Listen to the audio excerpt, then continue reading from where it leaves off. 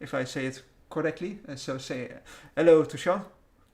Hey there, thanks for having me. And you all know, how it goes. So let's just jump to the first question. I always am wondering when I'm talking to great people. What was your first hack? If you remember your first hack. It was actually in university. So we had a network security course, and I'm probably showing my age. Like this was around the time when security wasn't really a big thing. You certainly didn't have all the courses you have today, and yeah, it sounded like a really exciting course. So we got involved, or did that course, and a group of us we enjoyed just tinkering away and trying to find out things. So we probably did what we shouldn't have done at the time. We weren't malicious about it and all of that. Like we didn't cause any harm. But at the time there was a Windows XP buffer overflow exploit. So yeah, we tested that out, and it turned out that the labs in the university were vulnerable to that. So we played around a bit with that. That was my yeah, that's probably my first memory of trying to really hack anything. That's really an interesting story, and I think we all remember the old good buffer overflow from the OSP, of course. Yep. always, always funny, the old good privilege escalation or buffer overflow. But thank you for answering that question, and it's great to hear that your first hack was that complicated. It's a complicated hack if it's your first hack, so yeah. It actually wasn't. We found vulnerabilities later on, so probably you could even toss the script kiddie in the true sense. It just ran against the computer and voila, open access. So yeah, I wouldn't call it necessarily a malicious in terms of what we did. But I guess it got us interested and like really starting to enjoy the fun, the thrill that you kind of get from tinkering around and playing around and kind of just test things out. Yeah, yeah, exactly.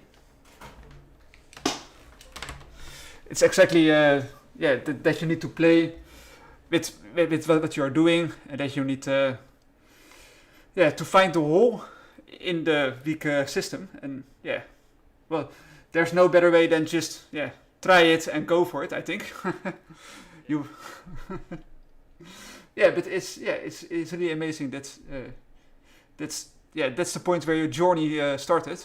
And if you can see where you are right now at this moment, I think you are doing a good job, and you, sh- you should keep going.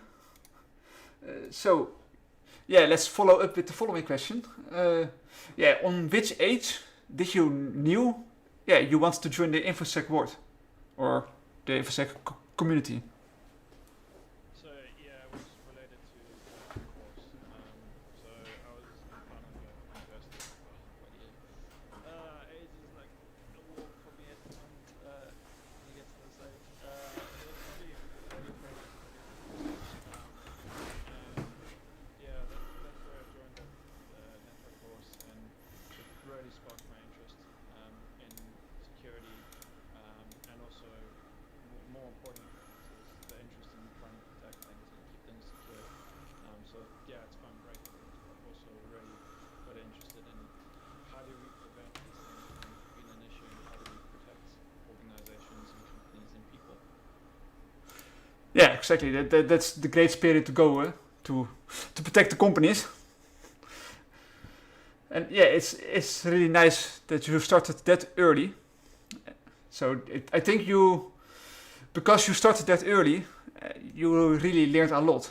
If you compare, for example, like me, I started 2 years ago, and I'm 27 right now. So I started at 25, and you started very early. So I think your experience till now is, if I compare it with my experience, for example, you are much farther on the process, I think. Yeah, like so I started when I was early days, and certainly around when it to graduation that there wasn't really much in terms of security. You had to be like really crack in order to get a job in security at that time. So there certainly wasn't the opportunities that there are today. So there is that aspect. I spent a good portion of my career from university till I managed to get an opening in the infosec industry on development, software development. I was a developer for probably about eight years before I actually did any sort of security work. I always try to do security stuff where I could, but even that was sometimes limited because emphasis, delivery, security is an afterthought in many cases. Yeah, that's what I also think, and yeah, I can't complain about that because yeah, it's just the truth. Yeah. I think so. Yeah, I think we can't argue about that. No, yeah. I mean, yeah, I mean, I'm thankful for where I am, and seeing some of the young people, that I think they have a bright future ahead of them. Yeah, Just the field is really moving quickly. I think people who are going to start with info security right now, yeah, I think it will be hard for them to come up at the level that companies those days requires for new people to join, because yeah, I'm looking for a job soon because I will graduate. I hope. I can't say, of course, but yeah, I on every how do you say it in English? Yeah, if you apply for a job, you see everywhere that they say you need OCP or you need 2 years of experience, and then I think, how can I have 2 years of experience when I just finished school? So yeah, it's yeah, that's a difficult part. My advice around that is those are sometimes just guidelines. So if you see a job that you're interested in, apply for it. What's the worst they're going to say? They're going to say no. You never know. You just might get in the door. You might get an opportunity, or they might have another role that maybe either isn't published. Like they might have a more junior role. If you do well at your interview, or they're impressed by your CV, you never know. You might be asked to come for an interview or apply for another role. So my recommendation is within reason. So obviously, don't come out of university and apply for a CISO role. But if you see a role that like maybe 1 or 2 years experience, apply for it. As I said, the worst I can say is just no. yeah, I think that's really great advice, and yeah, I think you should not apply for a high job after school, indeed. But yeah, how when you finished or yeah, I'm a little bit too far. Yeah, did you go to college, or did you learn everything on YouTube, or yeah, reading books, or Yeah, so I went to university, and I think this is going to come up in a bit. So did university, did a 4-year degree. So yeah, that's where I did. But it wasn't in infosec. It was on. I guess that question's coming up soon, so I'll answer it, leave it towards that. yeah, yeah, you are right. The question is coming up, so we won't spoil anything. Yeah, but it's nice to hear that you have went to college, and I always ask the question when people say they are going to college. How is your opinion on yeah, the material that they are providing in college? Do you think it is up to date, or yeah, how do you see it? So from my experience when I was in university, in terms of college material, no. From a security perspective, absolutely terrible. We things like cross-site scripting and SQL injection, and bear in mind this is. I guess I got to kind of answer the question that's coming up. But bear in mind, we were learning development. So you're talking about how to develop in databases and doing web. In fact, our web sites was like our last year, which was a postgrad. So even that, you didn't really learn really good, solid knowledge of common security vulnerabilities. So you have people walking out of university straight into development jobs without any sort of security knowledge at all, or rather awareness even. So things like cross-site scripting and SQL injection, we never even heard a mention of those in university. Heck, I don't even think we learnt about them in our network security course, and that's a course specifically focused on security. I'm hoping it's changed since, but from others that I've spoken to, so you get the security courses in university, but you still get your more traditional computer science courses, and those courses still haven't caught up from the folk in university that I've spoken to. Yeah, thank you for answering this question. And yeah, it seems the idea behind it seems of course logic, and I think I agree with you that the material that college and universities are providing those days. Yeah, if you finish school and you will go to find a job, of course, it is totally different from what you have learned, of course. But yeah, on the other side, it's really hard for a college to keep updated with everything that is coming those days. And today, for example, it's not true, but today you will find an SMB 0 day, and tomorrow another SMB 0 day. So yeah, how can school provide the right course? Yeah, and I do see that. That is certainly a valid point. Like, how do you keep the content up to date? A lot of the time, it's a lot of effort. But what I would say is there's certain topics, so like common vulnerabilities, so SQL injection, cross-site scripting, those kind of things. Those have been around since '98. They're still very much an issue in 2020. So things like those should definitely be in the curriculum. Yeah. Like, there's no excuse not to have those in the curriculum. No, I think you are totally right. It's funny because today I had a talk for perhaps a job for me in the future, and he was also saying that for example, web caching poisoning attacks, those already exist from back 1997, I think, or really early back. But now in 2020, they use it, and yeah, it is already been there for a long time. But yeah, yep, definitely. Yeah, I think what you just said about the cross-site scripting, SQL injection, and those are definitely topics that people need to learn, and they will eventually build on during their career or self-study. But yeah, thank you for answering that question. Let's follow up with the following. You were saying that you were going to college. Did you also, I don't know if you can talk public about it, but did you accidentally did something terrible during school, or was you... It was more... It wasn't anything malicious, so we didn't cause any harm to anything. It was more just tinkering around, and probably being young and a bit naive, and maybe not being fully aware of things. Whereas today, you might not do it. I mean, it wasn't terrible, and we certainly didn't break anything. We didn't leak anything. We didn't destroy anything or that. It was simply tinkering around with the systems.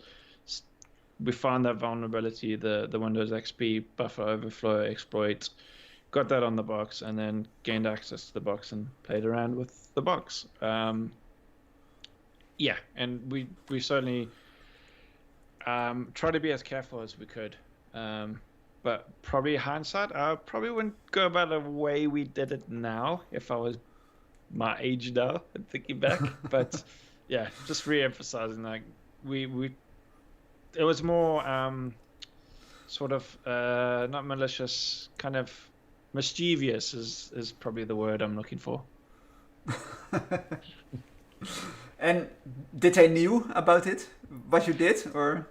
No, I think we told the lab manager, who then I think went on and looked into it. So yeah, hopefully that helped. But yeah, we certainly didn't have anyone shouting at us, thankfully.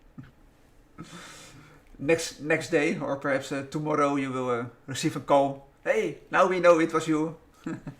Yeah. Well, thank you for answering this question. Let's go to the next one. Yeah, you already answered it, I think. But yeah, what was your first certification? I think OSCP, but I'm not sure. Yeah. Yeah. So I've done a degree that wasn't really infosec. So I guess by this you mean infosec related. Yeah, I did a GSSP in Java, which is GIAC Secure Software Developer or something like that.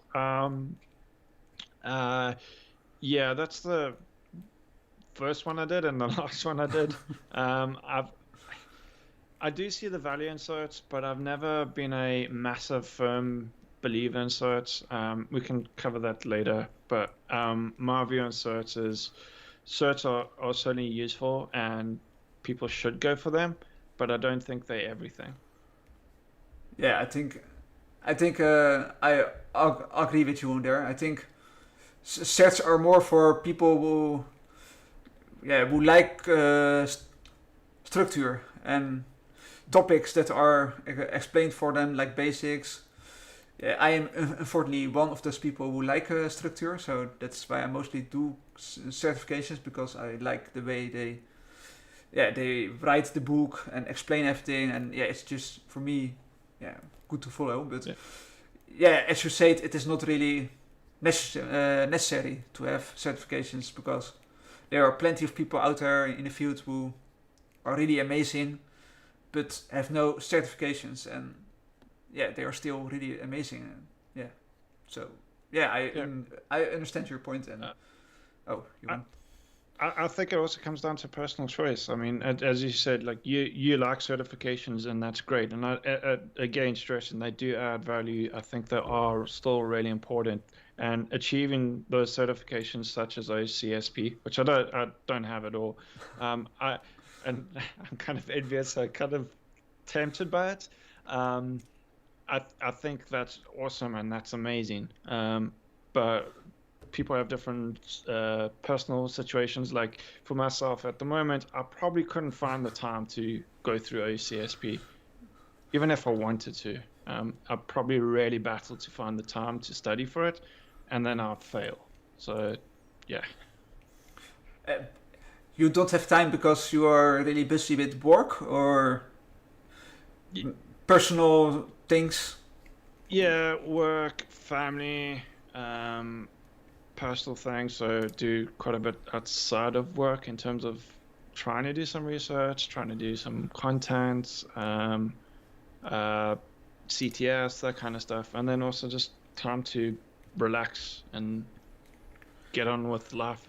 Essentially, one of the things I've learned this year is work-life balance is really important, because you'll find yourself burning yourself out. And yeah, I hear that a lot when I am talking to people like you and Cybermentor, Rastamaus. Yeah, it's important to also know, yeah, to take a step back and to just to turn your screen down, put it off, and just enjoy nature. Yeah, it is hard to enjoy nature now because of COVID, but yeah, enjoy something else besides computers. But exactly. you were mentioning that you have a certification in Java, or yeah, it was Java. Yeah. But you are loving you do love to program, I think, because else you will not have Java certification, I think. Yeah. But are you also planning to go for offensive security web expert, because I think that fits you really well with your experience. Yeah. I certainly wouldn't do any sort of. Well, I doubt I would do any like GSSP in like Java again. I'm going to be very selective about what certs I do now. If I feel it's not going to benefit me, which I feel those kind of certs won't. And I'm not saying they're not good and people shouldn't go for it. It just doesn't benefit myself. I have, in fact, that you mentioned it, the what's it, OWSE or something? I forget the acronym, but from offensive security. I do see that cert as very tempting. It looks really impressive, so I might look at that maybe 2021. Yeah, it's really a.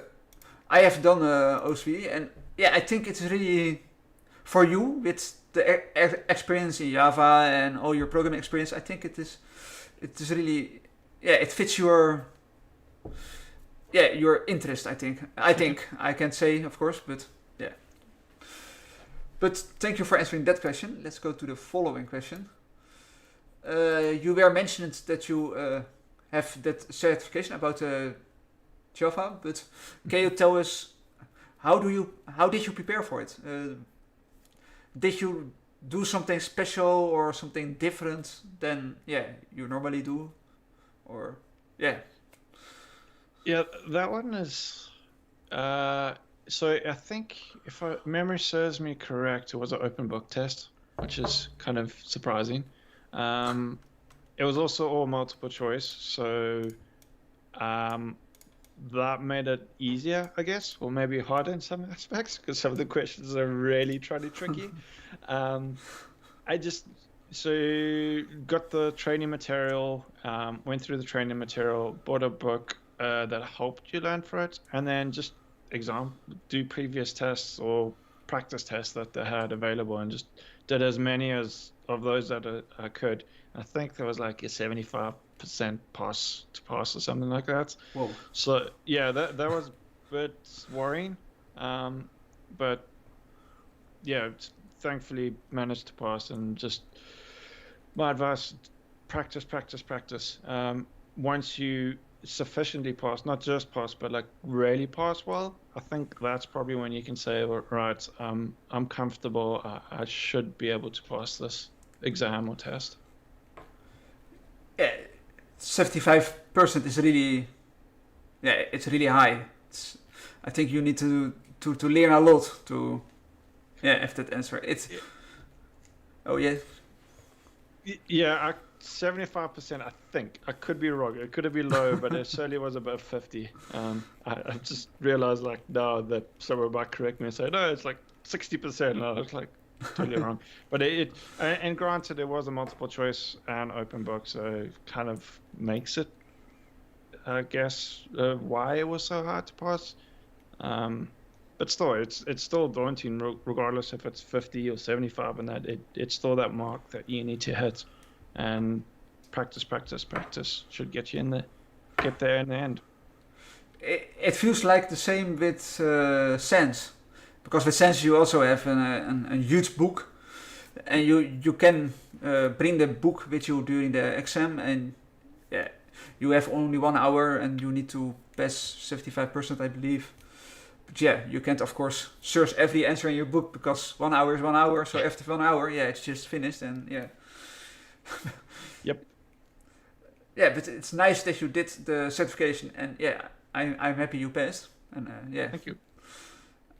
And I've already asked that question earlier. So I saw on your Twitter that you are currently working as an or in the app security. For those who don't know what app security is, can you give a short explanation what it is, and maybe tell us what you are doing on your job? Maybe some day-to-day task. Sure. So for those who don't know, application security focuses on security around applications, hence the name. And it's focused on how do you develop apps securely, how do you test to make sure they don't have vulnerabilities, and how do you deploy and maintain them in a secure fashion. So yeah, it's covering the full SDLC lifecycle. So from planning all the way through to deployment and operations, and just covering that full lifecycle and injecting security where possible and applying security where possible, and reviews and training and testing and all that good stuff. Yeah, that's really a short, brief example of app security. I'm happy that you're doing it. You still like the job? Yeah, I love it. It's I guess coming from a developer background, it kind of made sense for me to delve into application security, it's obviously very closely related to development. In fact, it even has some development aspects to it. I certainly developed some applications in my previous role, well, on our application security team. And yeah, I mean, things change rapidly in technology, even more so in some of the development stuff. I was focused on development for about a year, and then looked back at the security side, and I was just really amazed just how quickly things changed. Well, I kept my eye off it for about a year while we were focused on other things. But yeah, it's interesting. Do you also do source code analysis sometimes to check the application, perhaps? Yeah. So source code analyzer scan the source code. So reviewing the results of that. I don't develop any rules or rule sets for that. That's probably um, a logic in that way above me, because there's dependency trees and all sorts of weird black magic that goes on there. So I'll leave it up to those people who do an amazing job on that. I'll happily consume it. But yeah. Source code scanners, dynamic scanners. Dynamic scanners are also pretty cool to actually test the actual web apps. And do you have a special plan, step to step plan that you are following when you are, checking an application, the security? I think probably, and someone actually asked me this, I think on the weekend, how do you do application security? And I kind of follow a kind of set of guidelines that I use to try start it off. So OWASP Top 10 to provide a good base of security vulnerabilities that you want to cover.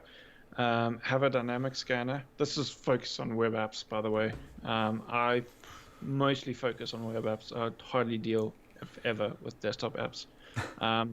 Dynamic scanner to scan that web app, find any like critical and high findings, and then also a source code scanner to scan at the source code level. That helps provide a very broad coverage. And then you might want something, I thought SEA, so a source composition analyzer, monitors what dependencies and libraries you have in your application. And that can provide a very broad coverage and can cover quite a bit with relatively moderate amount of effort. I just heard you mentioning some terms like static analysis and manual analysis. Can you explain for those who are watching, perhaps, what's the difference between them, and what are you doing with them? Sure, absolutely. So dynamic analyzer is something that would run against your web app. And I like to compare it to, say, like an automated pen tester, and it doesn't replace pen testing, stressing that. You still need the manual person pen testing. But a dynamic analyzer, are a tool that you can run against your web app. And there's numerous ones out there. There's some free ones, there's some commercial ones. And they'll do the probing against a live running application and try to find things like cross-site scripting, SQL injection, those kind of vulnerabilities. So they'll actually throw like a script alert script into a field and see if an alert box pops up. So that's a dynamic scanner. A source code scanner or static scanner is one that actually looks at the source code itself. And that's where it does its weird, wonderful black magic and follows the path. Some of it might be regex, but some of it can get really complicated. And there's some, I don't want to mention vendors, but some vendors do reverse binary analysis and dependency trees and this and that. So I'm not entirely sure how it all works. But black yeah, magic. Yeah. And they look at the source code and actually work out from the source code if there's any vulnerabilities. So, for example, like again, cross-site scripting, they might see, hey, there's a parameter coming into this sort of piece of code. There's no validation or filtering performed, or is the encoding, like HTML encoding on this parameter. So therefore, it may be vulnerable to cross-site scripting or even SQL injection. So that's those tools. And then a source source composition analyzer looks at your libraries that you include. So if you're using a build system such as Maven for Java or Gems for Ruby and that kind of thing, it will look what dependencies you have listed against your application and then compare those dependencies against known vulnerabilities. So I don't know, this library A has CVE, blah, blah, blah. So then it can report, hey, you're using a vulnerable library. You might want to look at updating that. Well, thank you for the explanation. For me, it is clear. I hope it's also for the viewers clear. If not, just ask the questions in the chat. I don't know if you can from your company, if it's allowed to do, but can you perhaps say some tools that you are using, or if it is restricted, then we will skip this one. So it kind of weird position where I am. So at Immersive Labs, we are a training platform. So we will provide training, and that's what I actually am responsible for. So I'm responsible for generating the content that we would then give to our users to train on application security. So in a way, we're providing security, but also internally, we have to use security.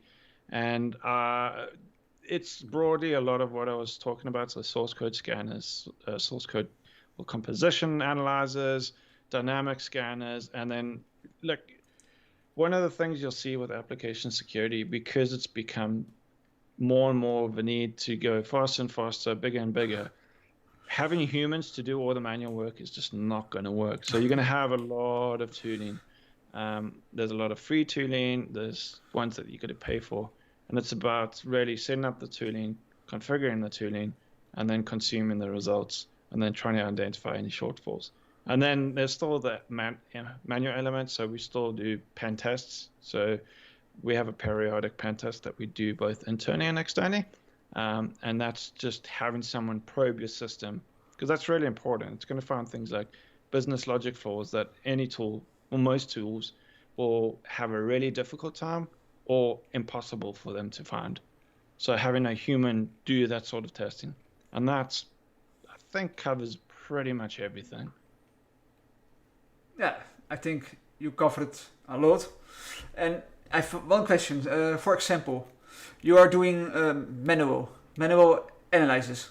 Is there something that you always do as first?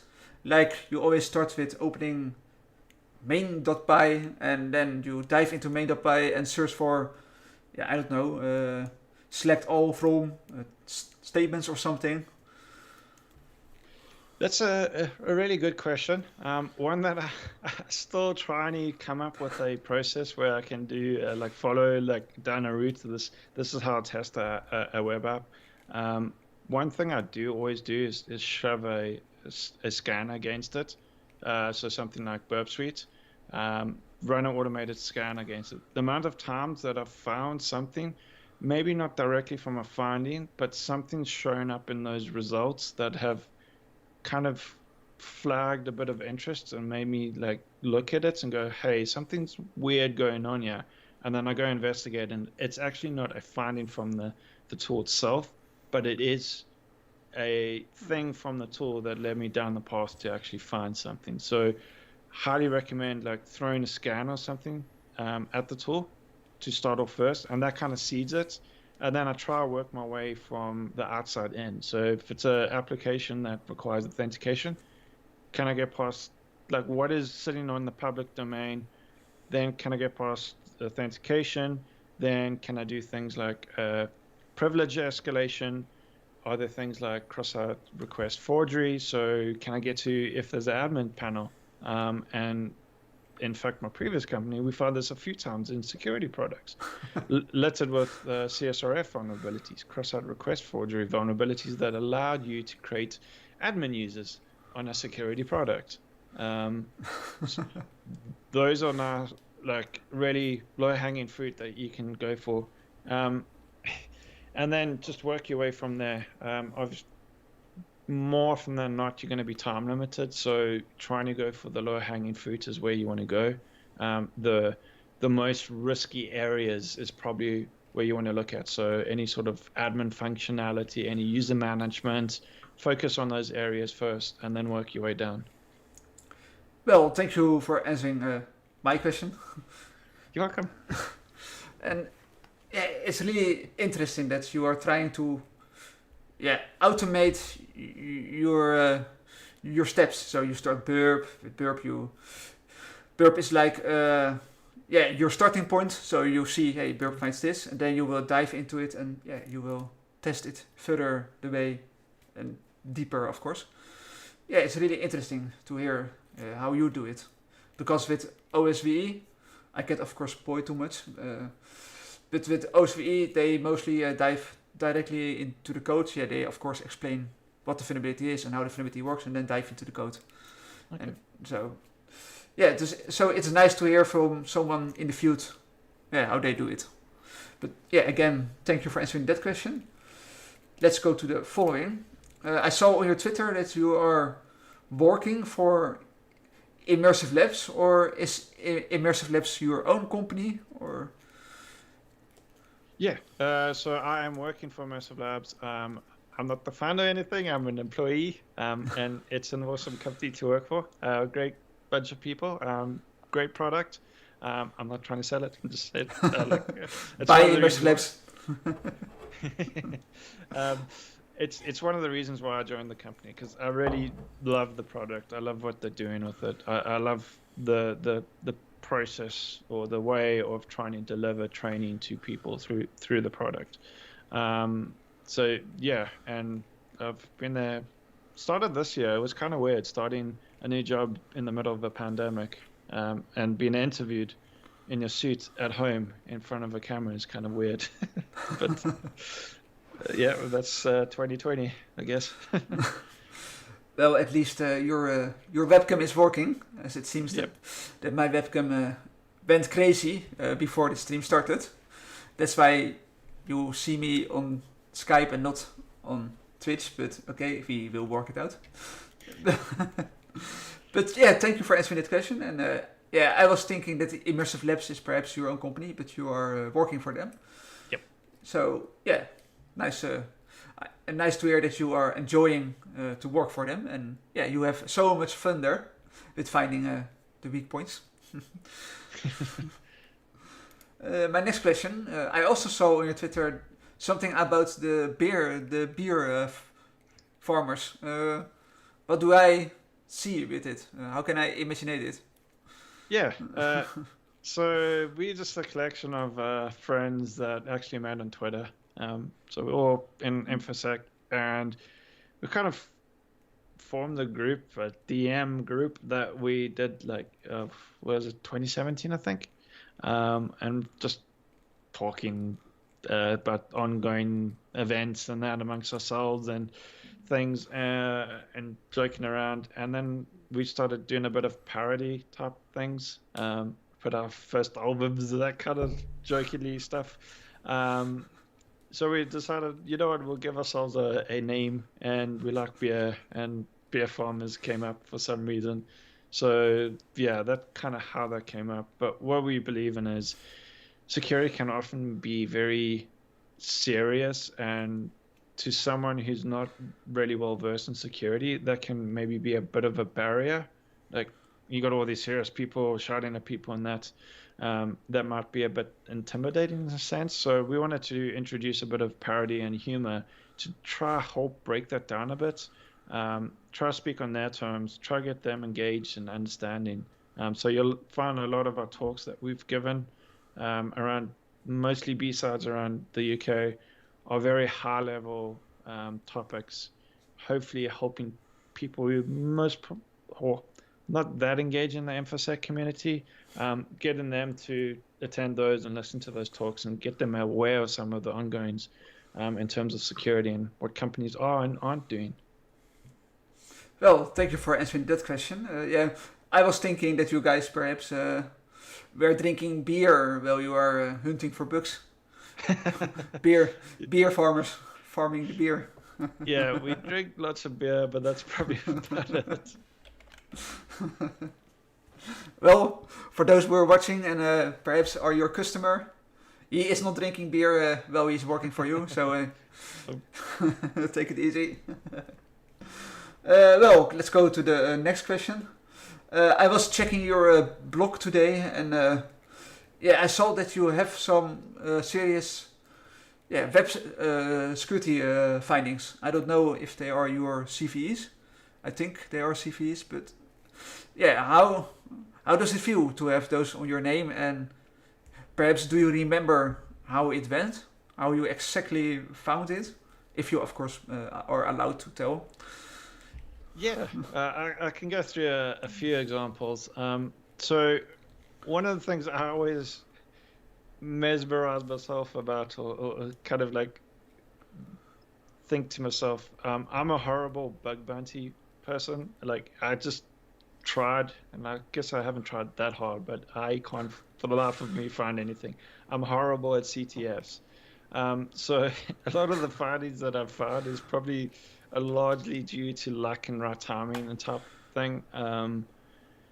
I sometimes, and this kind of relates to where I explained earlier, where using something like Burp Suite just triggers a thing, just a spark catches my eye, and then it leads me down a rabbit hole, and then I find something. So a good example of that is where I had a 18 volts server on my home network, had it monitoring, and it reported vulnerabilities. And one of the vulnerabilities reported was a directory traversal, and that kind of got me scratching my head, like, well, what's on my network having directory traversal?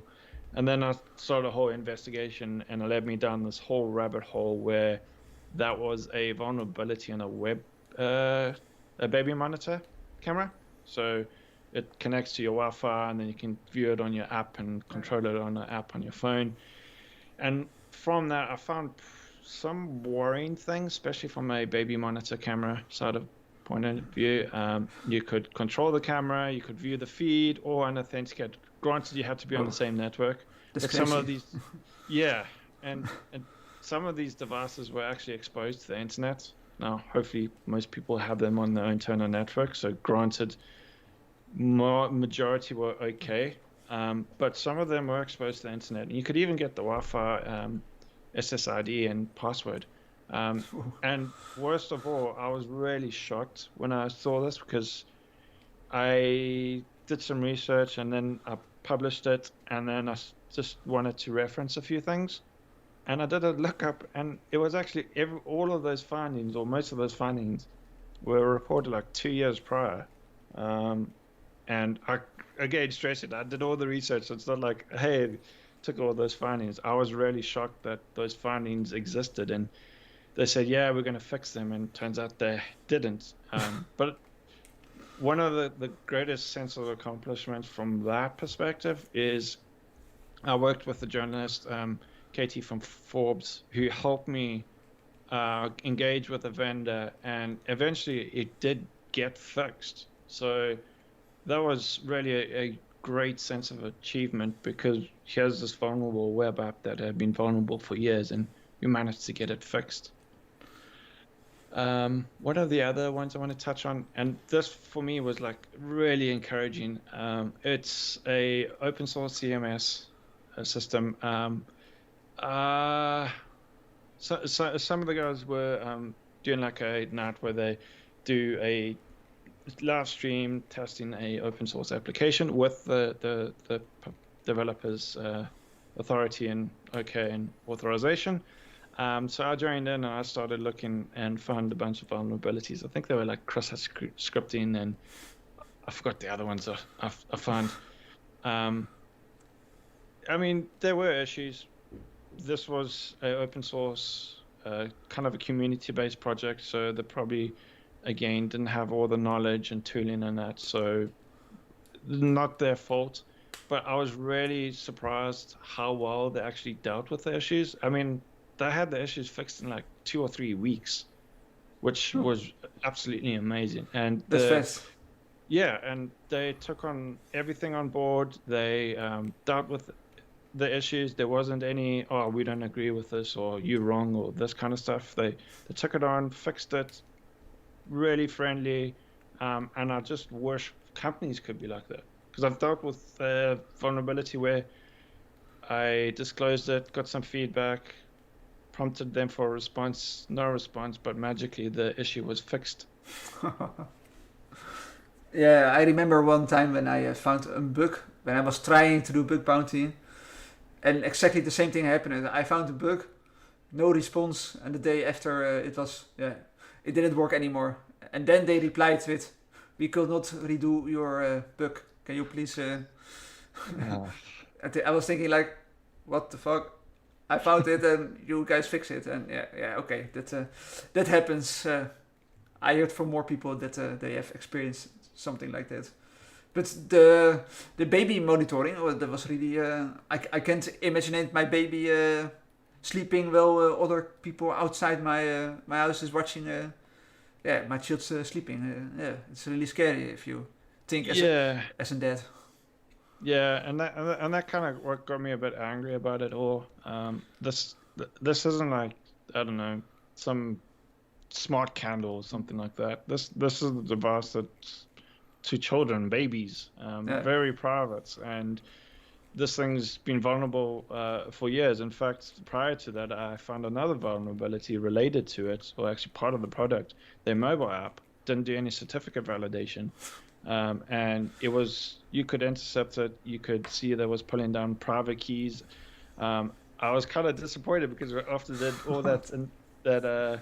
Because I reported that first, and then after I did all the investigation on the baby monitor camera, I thought, okay, well, let me finish off the research and find out what the keys are used for, and it turned out they fixed the vulnerability, which is good, but yeah, kind of some further research. Yeah, it is of course good that they fix it, of course. But yeah, it is the way how they do it. That's Yeah. it can be better. Yeah, but thank you for answering those questions, and of course, tell us more about your findings. Yeah. Let's go to the following question. Do you have a special methodology when you are doing CVE hunting, or are you just grabbing open source CMS from, for example, SourceForge, and you install it and you play with it? Yeah, so this one's also very dependent time in that. So as I touched on or mentioned, a lot of them are kind of me just stumbling across some things that tweak and catch my eye. I'd say those are the vast majority. So it's not me really actively trying to go, okay, well, here's this product. I'm going to go off and see if I can break into it. I certainly don't class myself as any highly skilled researcher or anything like that. I think I know enough to get by. And yeah, but there are times like that CMS one where I did look at the source code, and looking at source code can reveal quite a bit, especially if you start throwing things like a source code analyzer at it. It can then point you down the right path to look at, but also just manual review. I would say like nothing's 100% safe. Everything's hackable. So I think if you spend long enough and have enough patience, you probably will find something. It's just how much time and that are you willing to spend. Yeah, exactly. It's always depends on the time. If you find something, if you everything is hackable, as you said. It's just it's just a matter how long you you will pay attention to it, and eventually there will something pop up. Yeah. So let's go to the following question. We are stepping out of the security questions. We are going a little bit more specific. How do you see your past? To be honest, I think I'm pretty happy. There's always been areas that you can improve upon. Given what I had available to me at the time, and I don't think I would really change anything. I'm happy where I am today, and I attribute that largely to my past. So I'm pretty happy with my past. I I would like to think I was decent and nice in my past and helped and all that good stuff. So yeah, I'm pretty happy with my past. Yeah, I think you can't complain. You have a great job and you have some CVs. So yeah, you are doing a great job. Thank you. I think you will finish 2020 with a great. Yeah, I think 2021 you will have a great goal and yeah. Yeah, let's go to the following questions. Yeah, is there anything in the past that you, if you could, yeah, you want to redo it? I would say probably paying more attention to AppSec in the beginnings of my career. I could have maybe got it further along, and I don't know, who knows where that might have ended. But that's hindsight. Hindsight's always great. Um, if really at the end of the day, like I'm happy with my past, and I think if I'd redid anything, it'd probably change where I am today. So I'm perfectly happy with how it's been, and I don't see myself actually redoing anything. Always the amazing secretly IPSec. Nobody knows his identity. No, but thank you for answering. I think we are going to the last question, and then we will dive into the 5 questions of shame. Yeah, for the people who are watching right now, do you have any advice for them if they want to join the InfoSec? Yeah, get involved in Twitter. Like I can't stress how important this is. So I started off in really as a pure InfoSec job in 2013. I joined Twitter in 2017. During that time, like what, 4 years? I mean, I did my job, I learned things, but if I compare how my career's progressed from the time joining Twitter to now, it's crazy to think if I compare it to like those first 4 initial years. You learn so much from Twitter. You learn different techniques, the new content, you share ideas, you interact with people, you're building relationships. The entire beer farm was built from Twitter. That evolved into something. You meet new people. I got my current job because of Twitter. If it wasn't for Twitter, I wouldn't have got it. So yes, there's a lot of drama. Yes, there's often toxicity on it, but I think it's still a relatively small part. So if there's one thing I could recommend, join Twitter, get involved. So it's one thing to join Twitter, but make sure you get involved, get active, and that's how you start creating a name for yourself and networking with people. Yeah, it's a great advice. I also joined Twitter, but my problem is always that I don't know what to say on Twitter. Like, okay, what what can I say? I can of course say I am in the train going to work, but I think nobody wants to read that I'm in the train. I, I would recommend get involved in some of the conversations that are going on. So, for example, if you see a topic around like infosec, because you're trying to create a name for yourself in infosec, that's why you're joining Twitter and that. See topics that you know details about, or even want to know or learn. Get involved. Follow people. And get involved in their conversations. Doing things like this is a great way, like starting to be proactive about things, get your name out there. The networking aspect is really, really, really big because you might look for something one day and someone might pop up and say, oh yeah, we can do this, or I know so and so.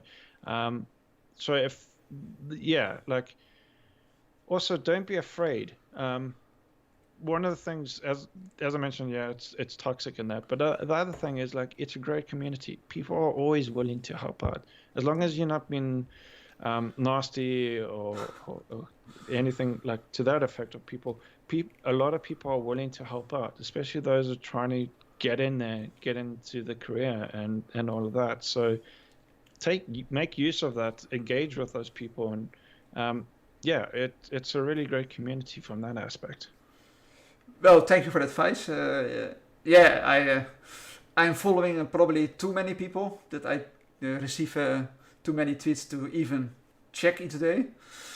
But yeah, I am trying to interact with people like Rasta Mouse, for example. I sometimes respond to his tweets. I always respond to him with firework. He loves firework. Cool. No, but yeah, I think you are totally right. Twitter is a great platform to to learn and share, and the InfoSec community is really friendly because I asked you to join to join my show.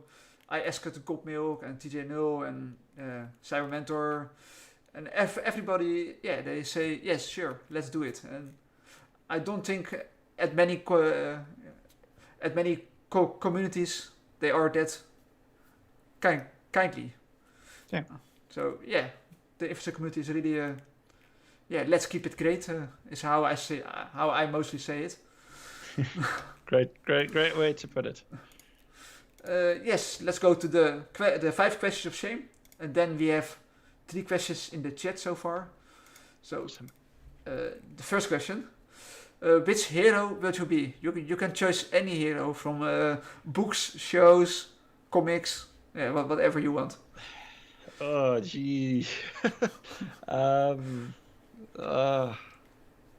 I don't know. Batman's coming to mind for some reason. That's probably a terrible answer, but fight crime and save the world and have a nice car and that kind of thing. I don't. Yeah. Driving. Batman. Yeah. That sounds cool. Driving in your super advanced car. Yeah. Exactly. Well, thank you for answering, and let's go to the next question. If you can choose 2 parents, which 2 parents would you choose? You can choose celebrities, heroes, science fiction people. Yeah. I would stick with my parents. I mean, I owe a lot to them. I wouldn't be where I am today because without them. They sacrificed a lot for me to go through things like university and bringing me up in that, and they've kind of shaped me into who I am today. So to be honest, I wouldn't change my parents for the world. I think that's the best answer. And if your parents are watching right now, they will probably call you after this call. Let's go to the next question. What will be your weapon of choice? You can choose any weapon, science fiction, real weapons. What will be your weapon of choice?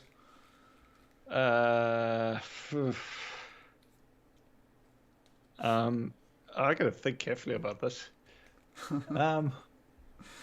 Actually, the Death Star, I guess. Maybe the biggest, the baddest thing I could think of. You are the first one who are saying the Death Star. I think it's the perfect weapon. And don't forget to fix the vulnerability, the circle. Let's go to the 4th question.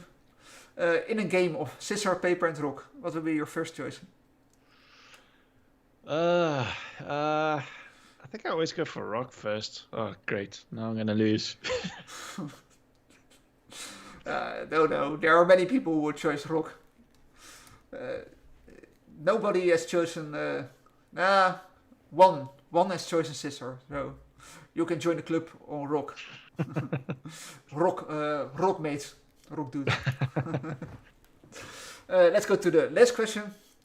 What will be your ultimate hacker name? You are the first person on Earth to register the official hacker name.